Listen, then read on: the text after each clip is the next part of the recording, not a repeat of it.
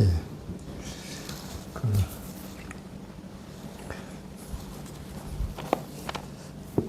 안종호 형제님, 그 장례식에 함께 하셔서 참 감사가 됐고요. 또 좀 수고 많으셨습니다. 오늘 고린도 후서 7장 말씀을 열어주시기 바랍니다. 고린도 후서 7장 5절과 6절 두 절을 읽어드리겠습니다. 우리가 마게도냐에 이르렀을 때에도 우리 육체가 편치 못하고 사방으로 환난을 당하여 밖으로는 다툼이요 안으로는 두려움이라. 그러나 미천한 자를 위로하시는 하나님이 디도의 오므로 위로하셨으니. 이번 안종호 형제님의 장례를 치르면서 화정교회 성도님들이 참 사랑이 많은 분들이라는 것을 알게 됐습니다.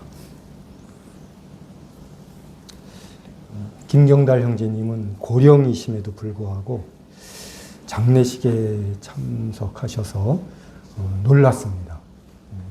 당연히 못 오실 줄 알았는데 이렇게 오셨더라고요. 그래서 사랑이 참 많으시구나 하는 걸 생각하게 됐고요.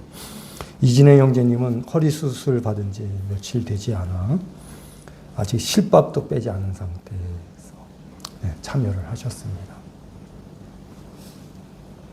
현미양 자매님은 대전에서 일을 하시다가 KTX를 타고 벽제까지 오셔서 이렇게 함께 하셨습니다.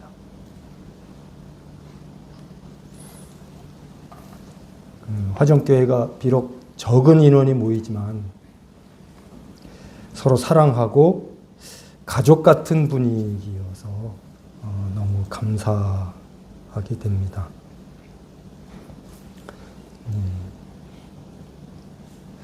본문 말씀은 사도 바울이 위로받았다 내용을 강조하고 있습니다.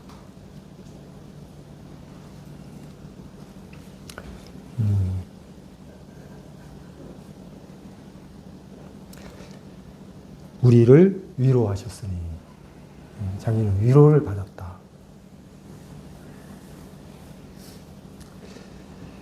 사람은 누구나 따뜻한 위로를 필요로 하는 존재입니다.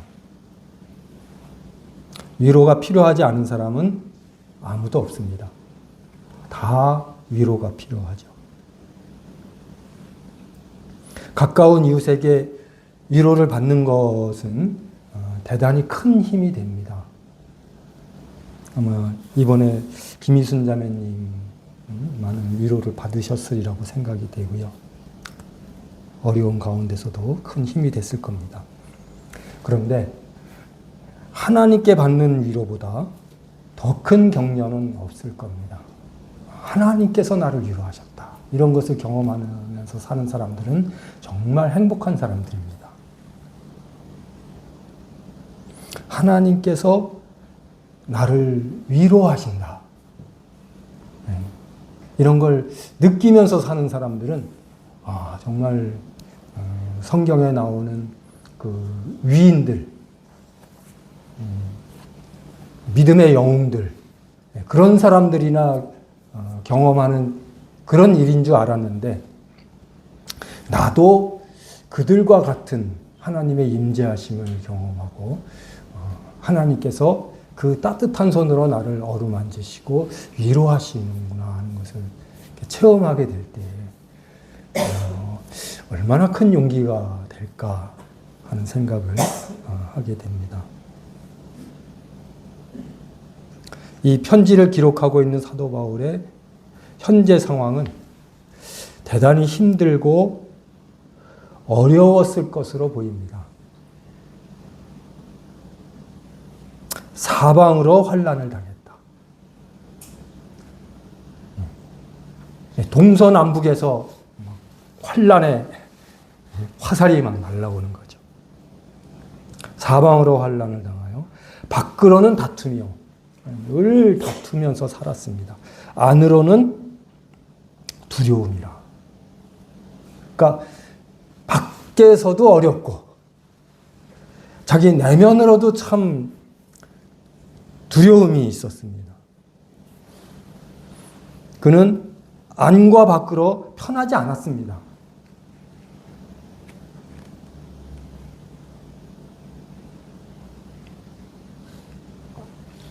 이런 형편에서 바울의 마음은 많이 낮아져 있었을 것입니다.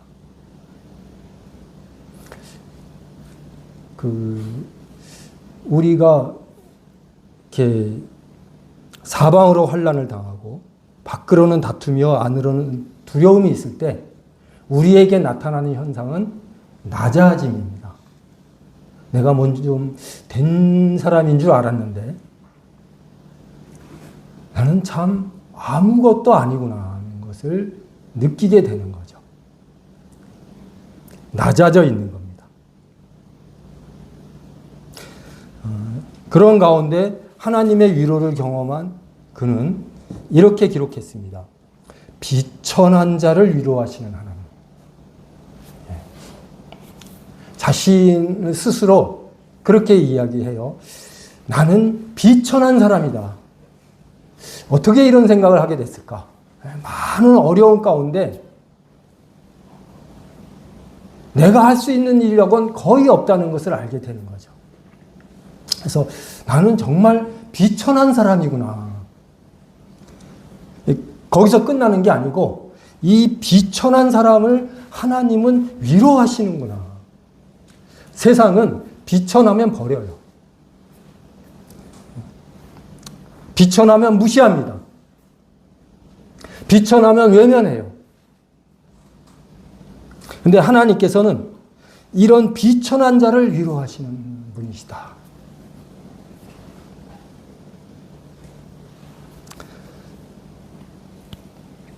나같이 초라하고 보잘것없고 아무 곳에도 쓸모없는 이런 비천한 사람을 하나님께서는 버리지 아니하시고 외면하지 아니하시고 다가오셔서 어루만져 주시고 위로하시고 격려하시는 이런 하나님을 경험하면서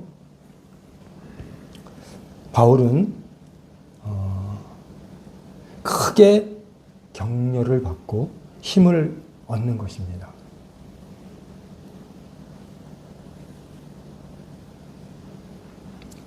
우리가 비록 약할지라도 그래서 이 땅에서 내가 할 수 있는 일이 무엇이 있는가?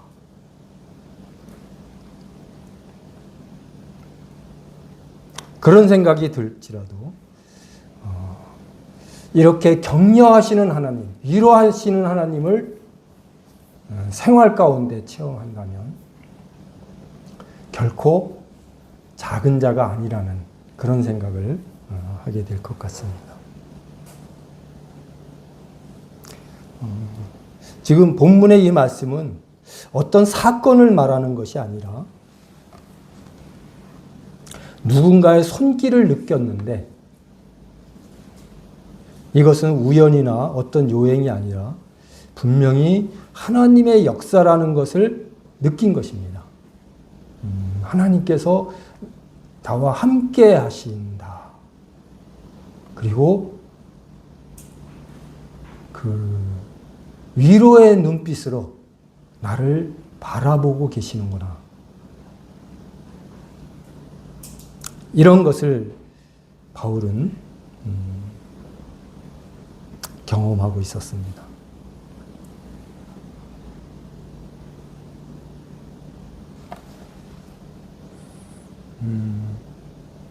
사도 바울의 염려가 있었어요. 이 말씀의 배경이 되는 그런 염려는 자신이 기록한 편지인 고린도 전서가 고린도 성도들에게 너무 큰 근심을 하게 한 것은 아닐까 하는 염려였습니다. 편지를 썼어요. 아주 자세하게 썼고 구체적으로 썼습니다. 그런데 이 편지가 고린도 교회 성도들에게 너무 큰 근심을 하게 한 것은 아닐까 하는 염려가 있었습니다. 그래서 후회도 했습니다. 자신이 좀 더 부드럽게 썼으면 좋았을 텐데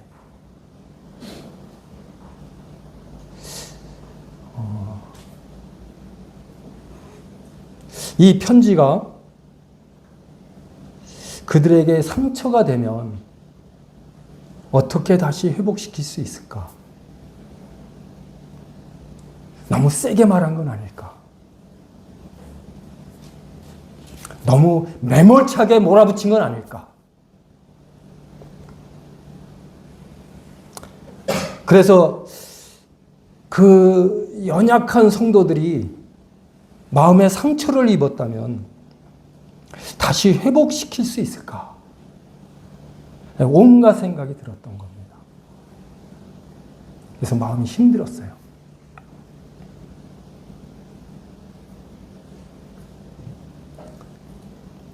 저도 이번 안정호 형제님의 그 추모 집회 때 말씀을 전하면서 석재 형제와 덕진 형제에게 너무 심하게 말한 건 아닐까.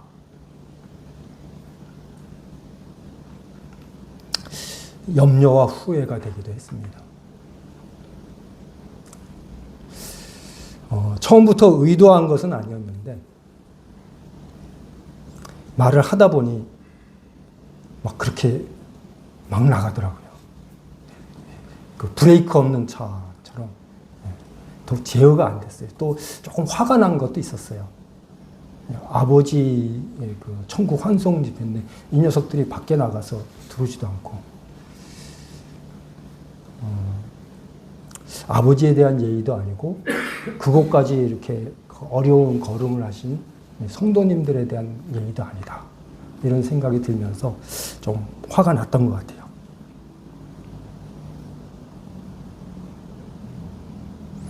어쨌든 의도한 것은 아니었는데 말을 하다 보니까 마치 죄인들을 체포해서 무릎 꿇리고 훈계하는 듯한 모양새가 돼서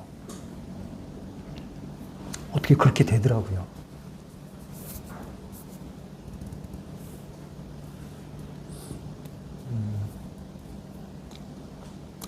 그 형제들의 마음을 오히려 닫게 한 것은 아닐까 하는 걱정이 됐습니다.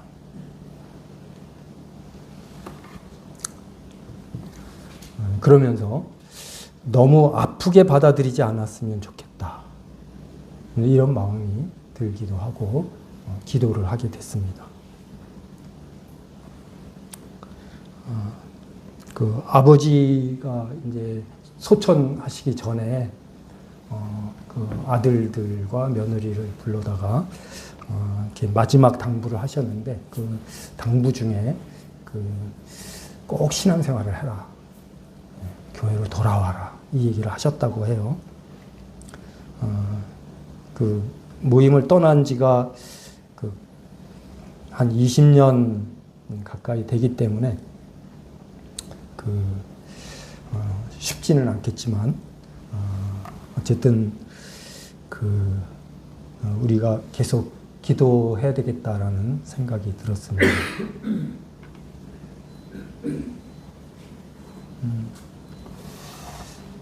본문으로 돌아가면 고린도 교회를 방문했던 디도가 이제 고린도 전서를 가지고 그 교회를 방문한 사람이 디도였죠. 디도가 바울이 예상한 기간보다 돌아오는 일이 많이 지체되고 있었습니다. 지금쯤 돌아와야 하는데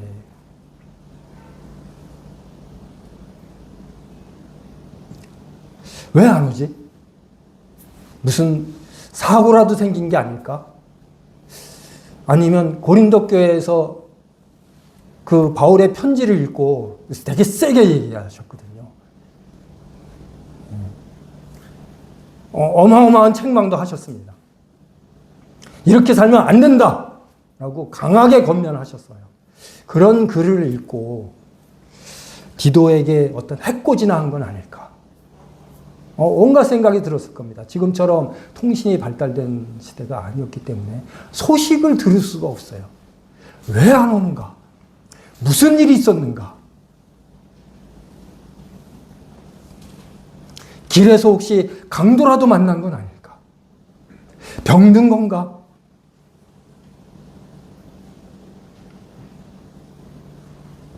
이런 상황이 바울을 더 초조하게 했고 마음을 불편하게 했습니다. 기도도 많이 했겠죠. 그런데 6절 말씀을 읽어보시면, 고린도후서 7장 6절을 읽어보시면, 그러나 비천한 자를 위로하시는 하나님이 디도의 오므로, 디도가 왔다. 드디어 왔습니다. 디도가 왔어요, 바울 선생님. 이런 소식을 그런 말을 듣자마자 정말 버선발로 뛰어나갔을 겁니다. 디도가 왔어. 건강한 몸으로. 사고 없이. 왜 군대 간 아들이 첫 휴가 나올 때 엄마들이 버선발로 뛰어나가잖아요. 우리 아들이 그 어려운 훈련을 마치고 첫 휴가를 나왔다. 엄청 반가운 마음으로 뛰어나가잖아요. 중간쯤 되면 왔니? 이렇게 변하다가 이제 말년쯤 되면 뭐야 또 왔어? 이렇게 달라진다고 하더라고요. 어쨌든 첫 휴가 나왔을 때 그 재회, 그 만남, 그 반가움, 아마 바울이 그런 마음이었을 겁니다. 디도가 돌아왔으므로 바울은 상당히 기뻐했습니다. 성경에 기뻐했다는 표현이 참 많이 나와요. 의외로 많이 찾아보실 수 있을 겁니다. 그 중에서 제가 가장 이렇게 마음에 꽂혔던 기뻐함이 뭐였었냐면, 물론 여기에도 이제 사도 바울의 기뻐함이 나오지만, 그 동방 박사가, 마태복음에 동방 박사가 별을 쫓아서 아기 예수님을 이제 찾으러 가잖아요. 그러다가 별이 갑자기 사라졌습니다. 안내자가 없어져 버린 거예요. 어떡하지? 아기 예수님을 만나야 되는데, 그래서 이 세 가지 선물을 드려야 하는데, 갑자기 별이 없어지니까 되게 당황했을 겁니다. 그래서 왕궁으로 찾아가서 소동이 일어나잖아요. 그때서야 성경을 찾아요. 참 답답한 사람들이죠. 그래서 이 미가서에 보면, 베들레헴에서 나신다라고 했다. 그래가지고, 베들레헴 쪽으로 가보라. 이제 그 말을 듣고, 가는데 갑자기 별이 나타납니다. 사라졌던 별이, 없어졌던 안내자가 딱 그들 앞에 나타나는 거예요. 그것을 보고 동방박사 이 세 명이 뭐라고 표현하냐면, 가장 크게 기뻐하고 기뻐하더라. 얼마나 기쁘면 그런 표현을 할까? 가장 크게 기뻐하고 기뻐하더라. 최상급의 또 최상급이에요.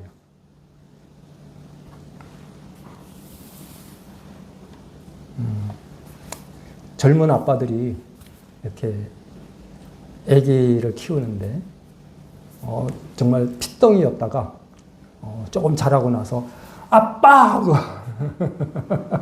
아빠 하고 부르는 순간이 있대요. 그때 그렇게 기쁘답니다. 비슷한 기쁨이지 않을까. 가장 크게 기뻐하고 기뻐하더라.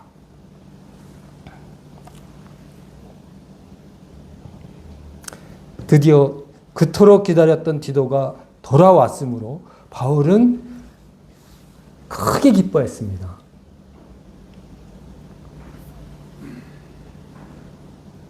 그리고 디도가 바울에게 전한 소식이, 가지고 온 소식이 있죠. 그를 더욱 큰 위로를 받게 했습니다. 고린도 교회 성도들이 바울의 편지를 읽고 처음에는 근심했지만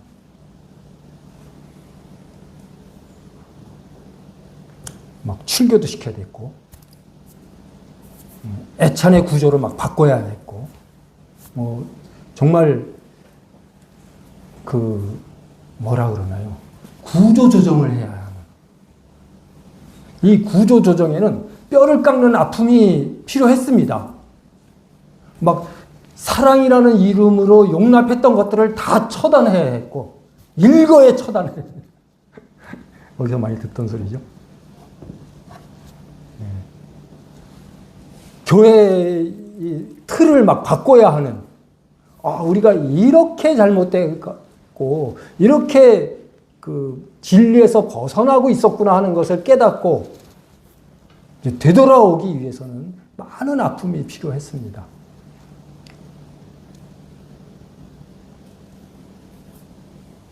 처음에는 근심했지만 그래도 이들은 돌이키자. 고린도 교회가 그랬던 것 같습니다. 사도 바울의 편지를 읽고 돌이키자. 이대로는 안 된다. 멀쩡히 같이 신앙생활 하던 형제를 출교시키는 일이 있다 할지라도 여러 어려움이 있고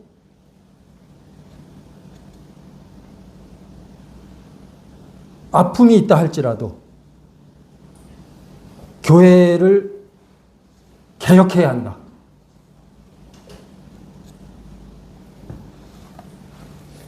돌이켜서 하나님 앞에 올바른 태도로 신앙생활을 하기로 결정했다는 겁니다. 이게 디도가 가지고 온 소식이에요.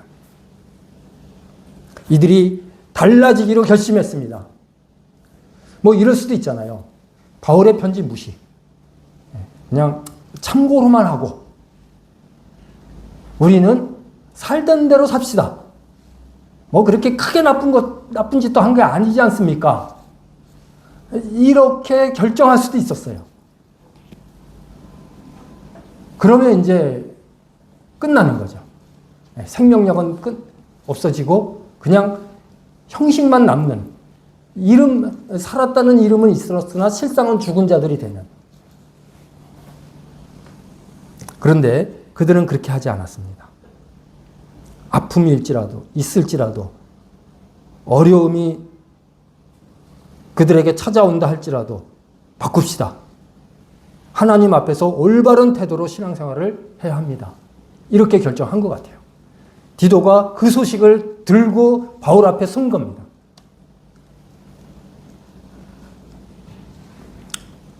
이 말을 듣고 바울은 크게 위로를 받았습니다. 정말 마음을 얼마나 졸였을까요? 이들이 화를 내면 어떡하나. 바울이고 뭐고 필요 없어. 우리는 우리 방식대로 살 거야. 이렇게 하면 어떡하나.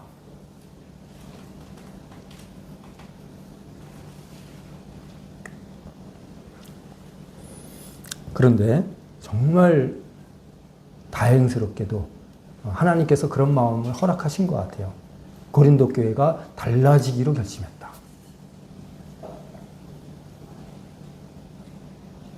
바울은 그들에게 영향력이 있는 존재라는 것 때문에 즐거워하지 않았습니다. 자기가 영향력을 행사했다는 것 때문에 오히려 후회했어요. 내가 사도라는 이유로 그들에게 너무 가혹하게 말했고 너무 몰아붙였다. 이거 많이 후회가 되고 근심이 됐습니다.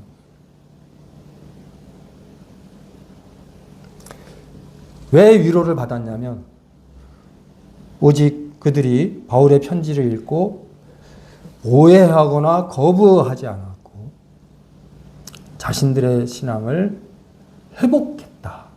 그러니까 처음 가르침을 받은 그대로 돌아가기로 했다라는 이 소식 때문에 그 소식으로 인해서 큰 기쁨과 위로를 얻은 것입니다.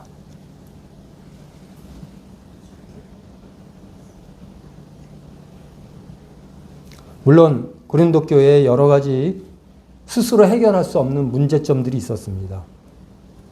그러나 대부분 그들이 연약했거나 무지에서 온 문제들이었습니다. 그래서 자기들 스스로 해결할 수 없는 어려움들을 사도 바울에게 묻기도 했던 겁니다. 이런 일들이 있는데 어떻게 하면 좋습니까? 그 우상에 올렸던 재물이 있는데, 음식이 있는데 이거 먹어야 됩니까? 말아야 됩니까? 또 제사를 우리가 정말 수천 년 동안 지내왔는데 이제 그리스도인이 된 다음에 이제 음식상을 차려놓고 절을 해야 합니까? 말아야 합니까? 이거 참 어려웠던 문제인 것 같아요. 바울이 다 설명을 해줍니다. 무지에서 온 잘못이었던 거죠. 그래서 진리를 밝혀줌으로 인해서 그들로 하여금 회복되게, 되돌아오게 이렇게 도와주는 그런 역할을 했던 겁니다.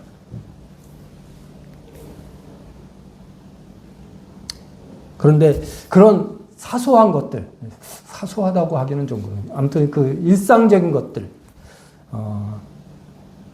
그런 것으로 유익을 얻기도 했지만 그들이 바울의 편지를 통해서 어떤 것을 경험했냐면 이런 지식적인 것, 일상적으로 우리가 진리를 따르기 위해서 행해야 하는 여러 가지 것들, 그런 것보다 더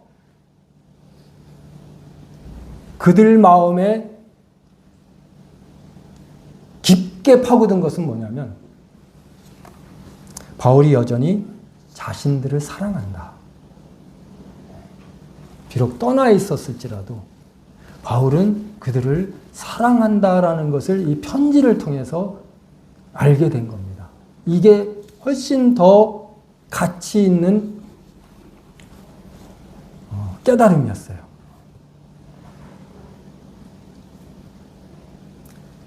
보통 몸이 멀어지면 마음도 멀어진다는 그런 이야기들을 하잖아요.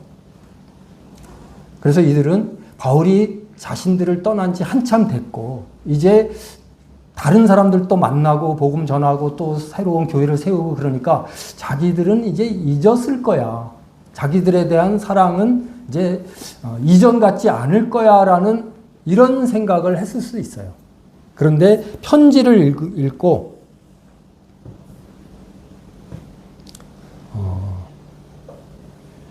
여전히 자신들을 사랑하고 있구나.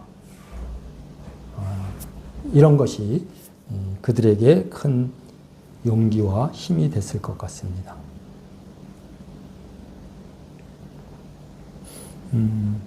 우리 고린도후서 7장 11절 말씀을 읽어보도록 하겠습니다. 고린도후서 7장 11절입니다. 보라, 하나님의 뜻대로 하게 한 이 근심이 너희를 얼마나 간절하게 하며 얼마나 변명하게 하며 얼마나 분하게 하며 얼마나 두렵게 하며 얼마나 사모하게 하며 얼마나 열심 있게 하며 얼마나 벌하게 하였는가. 너희가 저 일에 대하여 일절 너희 자신의 깨끗함을 나타내었느니라. 이 말씀 속에서 고린도 교회 성도들 자신들이 바울에 대해서 잘 알지 못했고 오해하는 부분들이 많았다는 것에 대해서 화가 났습니다.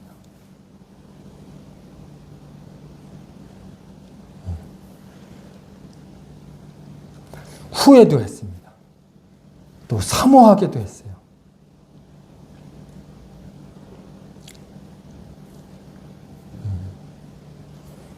얼마나 두렵게 하며 얼마나 사모하게 하며 얼마나 열심 있게 하며 얼마나 벌하게 하였는가. 여기 벌하게는 아마 용납했던 그 범죄한 형제를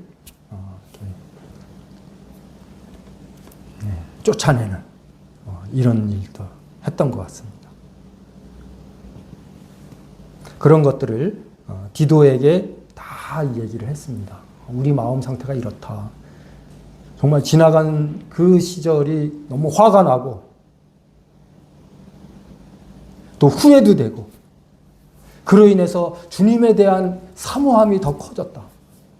이런 것을 디도에게 절절히 설명을 했던 것 같습니다. 바울이 그걸 다 들었어요. 이에 대해 바울은 용기를 얻었습니다. 고린도 교회 성도들도 나를 여전히 사랑하고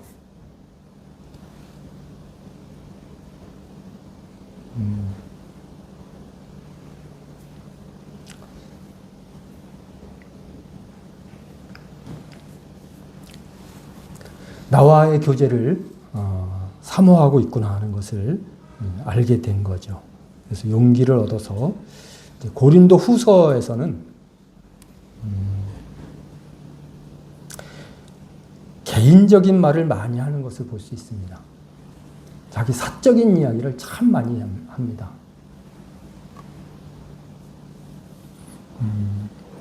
자기가 정말 어떻게 주님을 섬기고 있고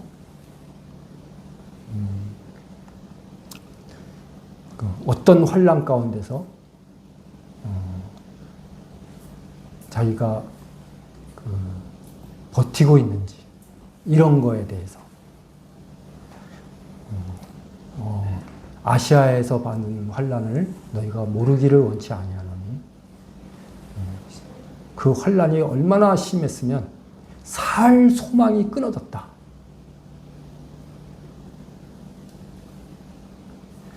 마치 사형 선고를 받은 사람 같았다.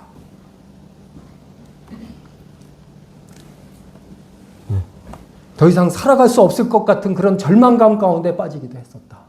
이런 표현을 막 해요. 자기 정말 내면에 있는 이야기들을 다 편지로 기록을 합니다. 그리고 내가 막 눈물로 썼다. 이런 표현도 하고요. 또 그렇게 하나님께서 극한의 어려움 속으로 몰아넣으신 이유는 더 이상 자신을 의지하지 말고 오직 죽은 자를 다시 살리시는 하나님만 의지하게 하기 위해서 이런 어려움을 허락하셨다는 것을 난 안다. 이런 사적인 이야기를 많이 합니다. 이 고린도 후서에서만 나타나는 특별한 이 소통이에요. 이런 걸 봤을 때 고린도 교회 성도들과 사도 바울의 이 정이 얼마나 끈끈했고 그들에 대한 신뢰가 얼마나 컸는가 하는 것을 우리는 알 수 있습니다. 성도님들도 별로 친하지 않은 분들, 가깝게 지내지 않는 분들에게는 자기 좋은 모습만 보이잖아요. 그 깊은 내면의 그런 교제들은 잘 안 합니다. 그래서 그 교제가 건조하고 또 그 형식에 그칠 때가 참 많은 것 같아요. 근데 정말 친하고 정말 신뢰하면 자기 속 이야기를 다 하고 그 약점이 될 만한 그런 이야기까지 다 하는.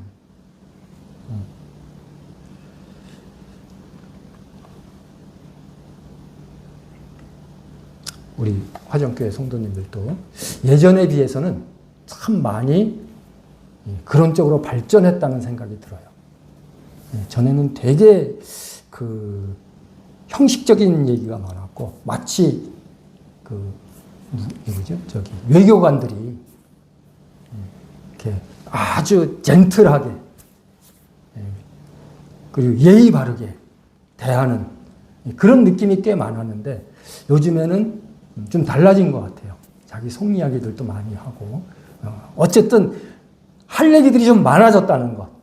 이것이 화정교회가 발전한 그리고 좋은 쪽으로 성장하는 이런 모습이라는 생각이 듭니다.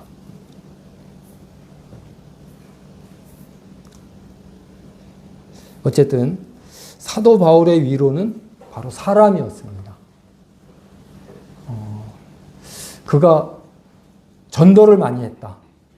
교회를 여러 개 세웠다. 이런 것으로 위로받지 않았습니다. 사도 바울의 위로는 디도가 왔기 때문에, 디도라는 사람이 왔기 때문에 위로를 받은 겁니다. 사람이 위로였어요. 그리고 고린도 교회가 회복됐다. 고린도 교회 성도들이 처음 사랑을 다시 찾았다. 이런 것으로 인해서 바울은 큰 위로를 받은 겁니다.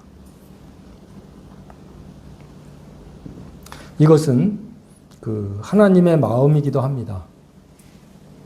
하나님은 사람을 사랑하시고 사람을 통해서 위로를 받으세요.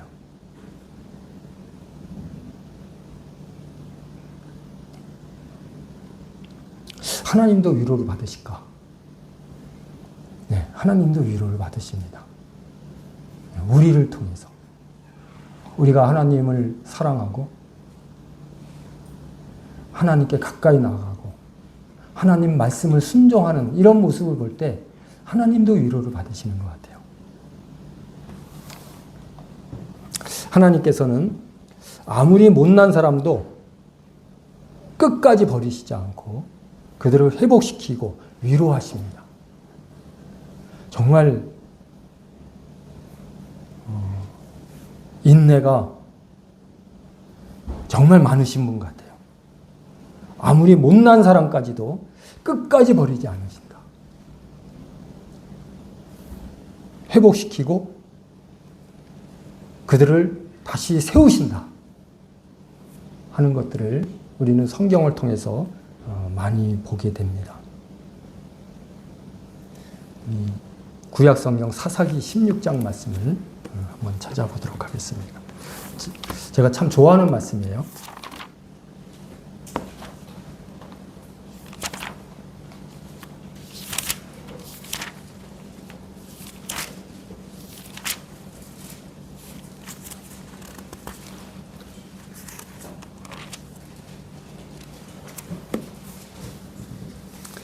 (22절입니다)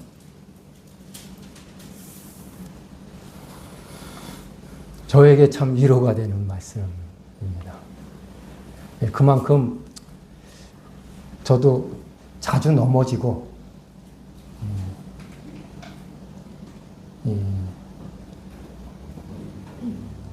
자주 실수를 하는 사람이라는 것을 스스로 자인하는 거죠.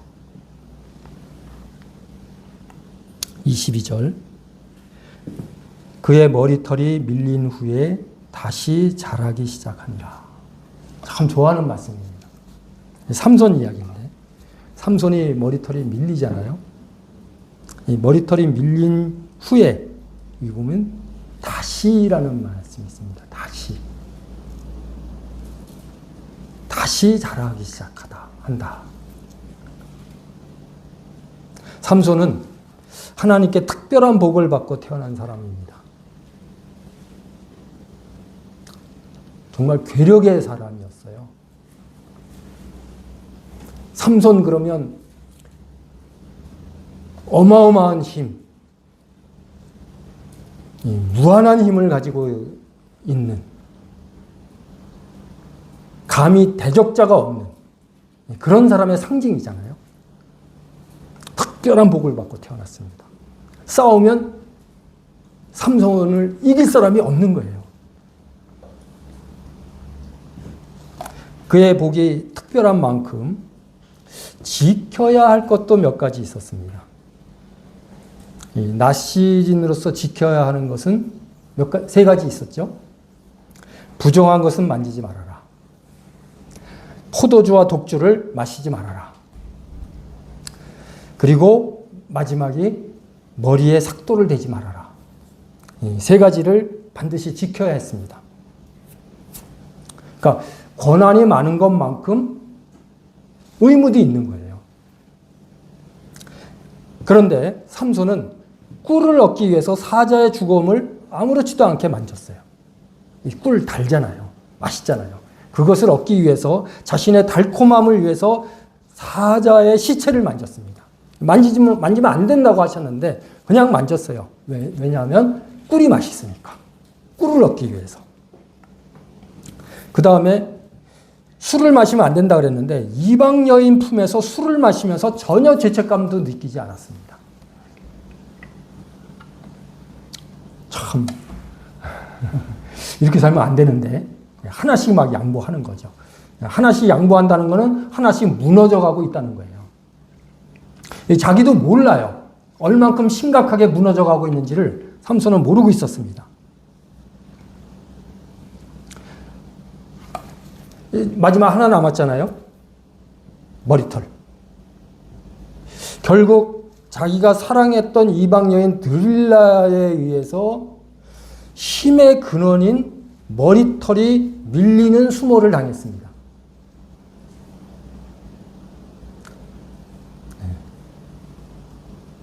머리털이 밀렸어요. 하나씩 양보하고 하나씩 무너지기 시작하니까 마지막 보루까지 무너지는 거예요. 양보한다는 것, 무너진다는 것이 이렇게 무섭습니다. 처음에는 별거 아닌 것 같았는데 나중에는 돌이킬 수 없는 상황까지 가요. 머리털이 밀렸습니다.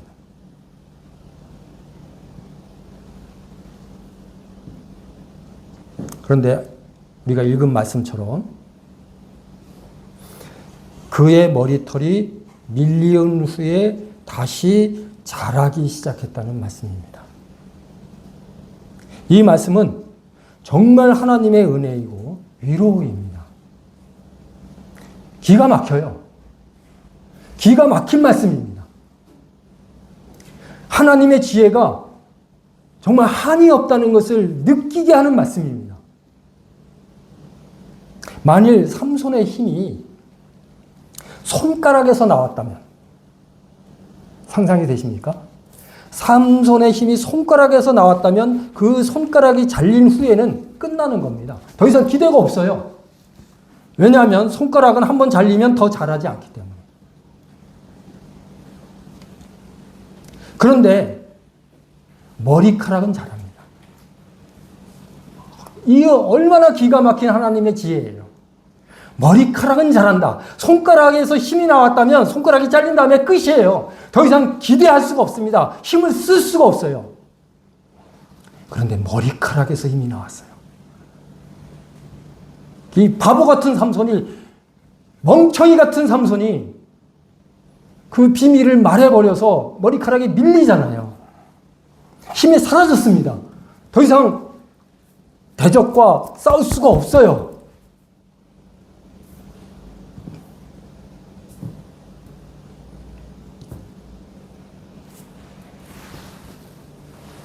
그런데 머리카락이 다시 자라기 시작했다. 얼마나 큰 은혜고,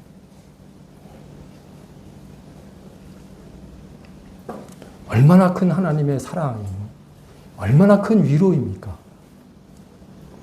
우리도 나의 잘못으로 하나씩 양보하다 보니까 결국 머리카락까지 밀려버리는, 힘의 근원까지 사라져버리는. 너 그리스도인 맞아? 야, 너 참 꼴 좋다.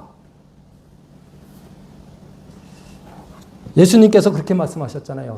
소금이 맛을 잃으면 사람들에게 밟힌다.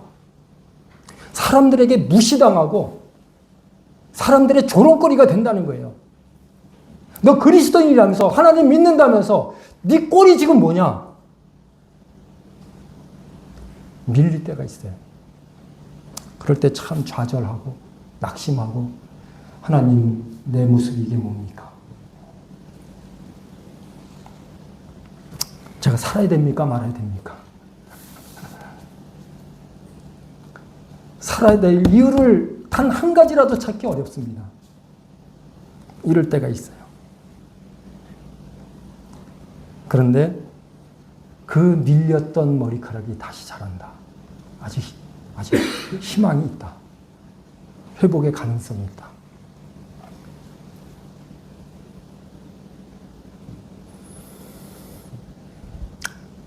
삼손의 머리카락이 다시 자라는 것을 아무도 주목하지 않았습니다. 빡빡머리였는데 이 하루 만에 확확 자라는 건 아니잖아요. 조금씩 조금씩 자라기 때문에 블레셋 사람들도 눈여겨보지 않은 거예요.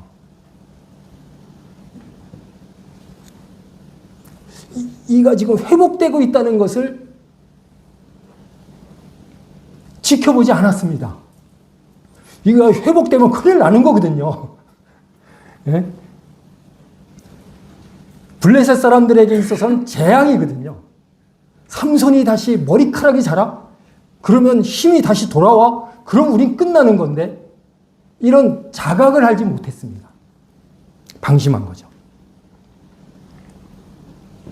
처음에는 삼손이 방심했지만 나중에는 블레셋 사람들이 방심했어요. 쟤는 이제 끝났어. 가치 없어. 눈도 뽑혔고 힘도 잃었고 그냥 짐승이야 짐승. 소야. 맷돌 돌리는 소야. 이렇게 취급해버린 겁니다. 방심한 거죠.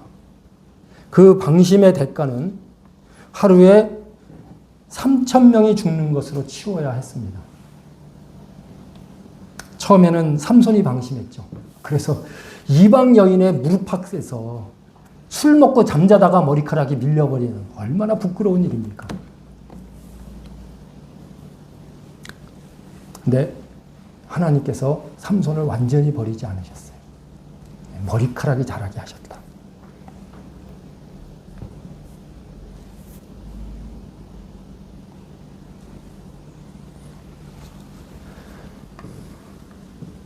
삼손이 자기 머리카락이 자라는 것을 느꼈을 거예요. 다른 사람들은 주목하지 않았지만 본인은 이렇게 머리 만지면 좀 까칠까칠할 거 아니에요. 좀 잘하네. 잘한다. 머리카락이 자란다. 그런 것을 느끼면서 하나님께서 자기를 완전히 버리신 것이 아니라는 것을 알았을 겁니다. 이 기가 막힌 반전. 하나님께서 나를 버리지 않으셨구나.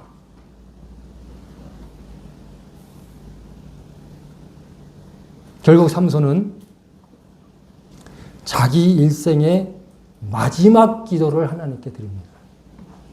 정말 온 힘을 다해서 기도를 해요. 마지막 기도. 눈도 뽑혔지. 이 눈이 뽑힌 거는 정말 절망이잖아요.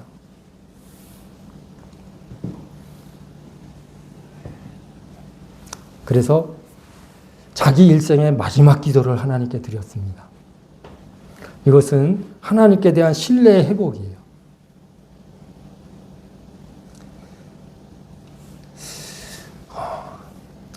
하나님께서 이 기도를 들으셨어요. 들으셨습니다. 저 같으면 안 들었을 것 같아요. 이놈아, 네가 싼 똥 네가 치우는 거야. 네가 하나씩 다 양보하더니 다 털렸잖아. 네가 알아서 해. 근데 하나님께서 들으셨어요. 전 가룟 유다가 은 30에 예수님을 팔잖아요. 근데 나중에 양심의 가책이 들었습니다. 그래도 3년 동안 예수님을 따라다녔던 제자인데 스승을 팔았다는 것에 양심이 가책이 돼서 30냥을 가지고 대제사장들을 찾아갑니다. 나 이거 도로 물릴 수는 없지만 이미 엎질러진 물이어서 돌이킬 수는 없지만 돌려주고 싶다. 은 30냥 나 이거 안 가질게. 당신들한테 돌려줄게. 그랬더니 대제사장들이 뭐라 그러는지 아세요? 그것은 너의 일이니까 내가 당하라. 그 마지막 양심의 가책조차도 거절해버려요. 네가 한 일이니까 네가 당해라. 우리하고는 상관없어. 철저하게 외면하는 거예요. 처음에 은삼신양 줄 때는 뭐라고 표현되냐면 그들이 기뻐하면서 즐거워하면서 은삼신양을 달아주더라. 이렇게 기록되어 있거든요. 야, 드디어 우리 편이 됐어. 우리 캠프에 합류한 거야. 이제 예수를 잡아 죽일 기회가 온 거야. 막 좋아했습니다. 간첩이 나타났으니까. 자기들에게 유리한 증언을 해줄 만한, 유리한 정보를 줄 만한 그런 사람이 나타났으니까 좋아서 은삼신양 달아줬습니다. 그때는 우리 편이야, 우리 편. 그랬는데 나중에는 너의 일이니까 내가 당하라. 딱 선을 긋는 거예요. 이게 사탄이에요. 처음에는 막 다 줄 것 같고 막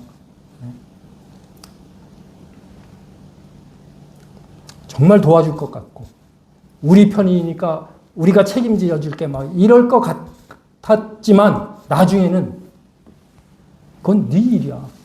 왜 나한테 와서 그러는 거야? 차갑게 외면합니다. 네, 하나님은 그런 삼손의 마지막 기도를 들으세요.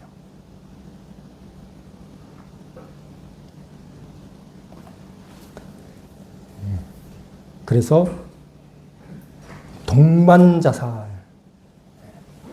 동반자살이긴 하지만 죽음의 순간까지 최선을 다하는 그런 모습을 보였고 자신의 역할을 다했습니다.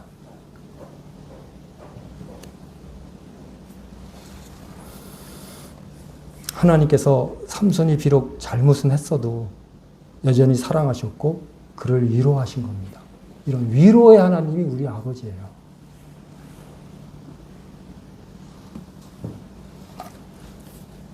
우리 에레미야 29장 말씀을 한 장 더 보도록 하겠습니다. 에레미야 29장입니다.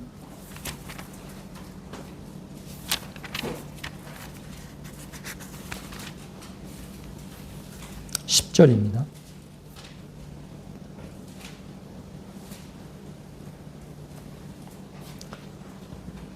에레미야 29장 10절 말씀입니다. 나 여호와가 말하노라. 바벨론에서 70년이 차면 내가 너희를 권고하고 나의 선한 말을 실행하여 너희를 이곳으로 돌아오게 하리라.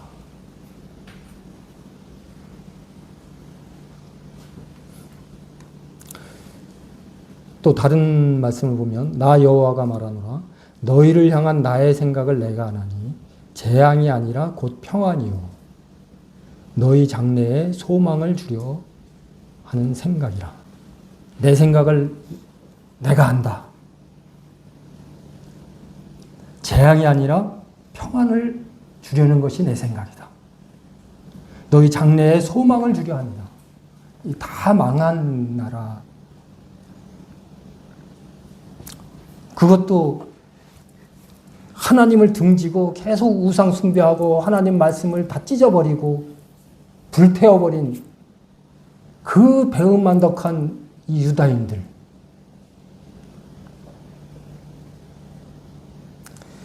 그들을 향해서 너희를 향한 나의 생각을 내가 하나니 재앙이 아니라고 평안이요 너희 장래에 소망을 주려 하는 생각이라.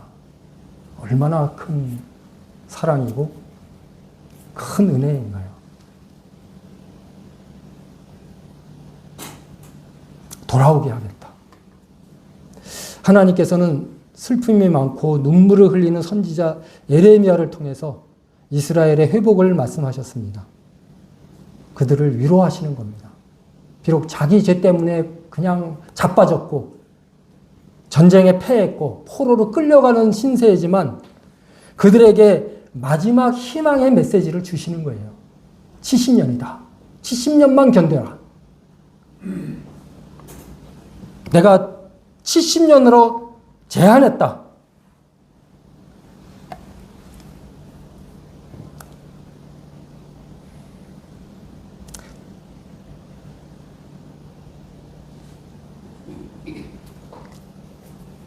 마지막 한 절만 더 찾아보겠습니다.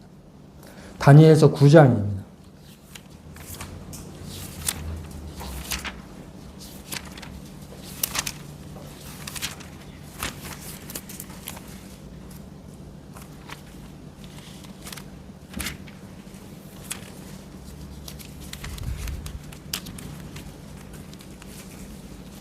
9장 2절 읽겠습니다. 곧 통치 원년에 나 다니엘이 서책으로 말미암아 여호와의 말씀이 선지자 예레미야에게 임하여 고하신 그 연수를 깨달았나니 곧 예루살렘의 황무함이 70년 만에 마치리라 하신 것이니라. 다니엘은 그 이상, 환상을 많이 본 사람으로 유명하잖아요.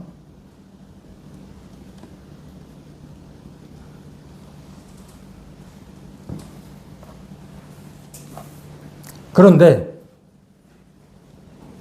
하나님 말씀을 연구한 사람으로 또 유명해요. 곧 통치 원년에 나 다니엘이 서책으로 말미암아 책이 있었습니다. 이 책이 뭐냐면 예레미야서예요. 서책으로 말미암아 여호와의 말씀이 선지자 예레미야에게 임하여 고하신 그 연수를 깨달았나니. 깨달았어요. 환상을 본 게 아니라 말씀을 연구하면서 깨달은 거예요. 아, 우리의 이 수치와 수모와 치욕이 70년이면 끝나는구나. 하나님께서 70년으로 제한하셨구나. 깨달았습니다. 1호 보건대 그때는 이런 성경이 아니라 그냥 썼잖아요. 그러니까 포로로 끌려가면서 다니엘은 이걸 챙긴 거예요. 예레미야서를 챙긴 겁니다. 이게 그 예레미야서가 아마 50장인가 뭐 그럴 겁니다. 그거를 양피지에 썼다고 해보세요. 꽤 큰 부피예요. 그 포로로 끌려가면서 막 쇠고랑에 수갑에 굉장히 어려웠을 거 아닙니까? 그런데 그걸 가지고 간 거예요. 하나님 말씀을 얼마나 소중히 여겼으면. 그걸 바벨론까지 가지고 가서 거기에서 틈만 나면 성경을 읽었습니다. 그러다가 이 말씀을 발견한 겁니다. 그 연수를 깨달았나니 예루살렘의 황무함이 70년 만에 마치리라.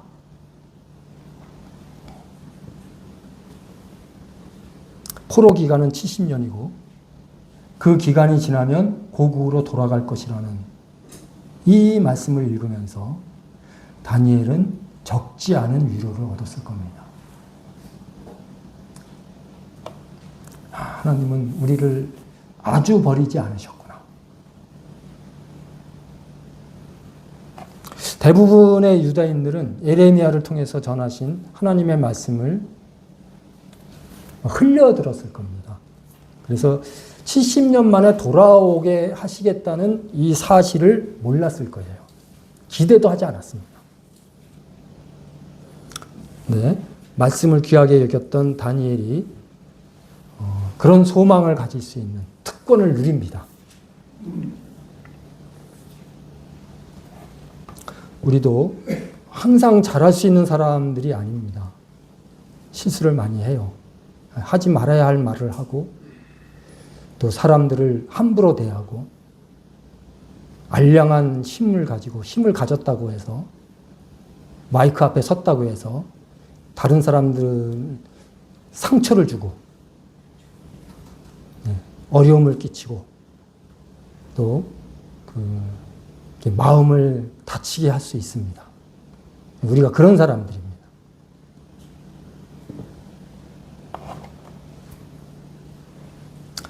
그러나 우리가 기댈 수 있는 것은 우리를 향한 하나님의 사랑과 그분의 마음입니다. 내 생각을 내가 하나니 재앙이 아니라 평안이다. 절망이 아니라 소망을 주려 함이라. 하나님의 약속대로 유다인들은 전혀 기대하지 않았던 방법. 바사왕 고레스가 그런 칙령을 내릴 거라고는 상상도 못했습니다.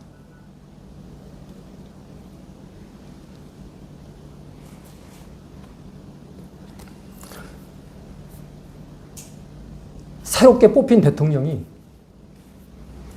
당선되자마자 취임식에서 브래들린이 정말 성경적으로 모이는 기독교다. 그들을 전폭적으로 지원하라. 이러면 사람들이 뭐 어떻게 반응할까요? 저 사랑의 교회에서, 저 영락교회에서 뭐라고? 이게 무슨 소리야? 다들 막 어리둥절하지 않겠어요? 지금 그런 일이 벌어진 겁니다. 고레스가 이스라엘 사람들은, 유다 사람들은 다 예루살렘으로 돌아가서 너희의 성전과 성벽을 재건해라. 막 필요한 것은 다 지원해주겠다. 막 이렇게 하니까 막 어리둥절해가지고 이게 뭔 소리야. 기분이 너무 좋아서 뭐 헛소리 하는 거 아닌가? 막 이런 반응도 있었을 겁니다. 근데 사실이었어요. 그게 어떻게 그런 일이 있을 수 있었나? 하나님의 약속입니다. 70년 만에 돌아오게 하겠다. 정말 하나님의 약속대로 그들은 돌아와서 불타버린 성전과 성벽을 재건합니다. 그 내용이 에스라와 느헤미야에 기록되어 있어요. 우리가 볼 때는 절망이다. 앞이 보이지 않는다. 다시 회복될 수 있을까? 예전과 같은 열정, 정말 밤새 기도하고 성경을 펼쳐서 읽으면서 막 밑줄 치고 막 주석을 달고 그랬던 열정, 그때로 돌아갈 수 있을까? 하나님의 호흡이 막 느껴질 정도로, 하나님의 심장 소리가 막 들릴 정도로 그렇게 가깝게 지낸 때가 있었는데 지금은 먼 나라에 계신 것 같은 그런 느낌이다. 돌아갈 수 있을까? 하나님께서는 회복시키시겠다고 약속하셨습니다. 우리가 그런 경험을 하면서 위로를 받는 성도님들이 되시기를 바라면서 말씀을 마치겠습니다.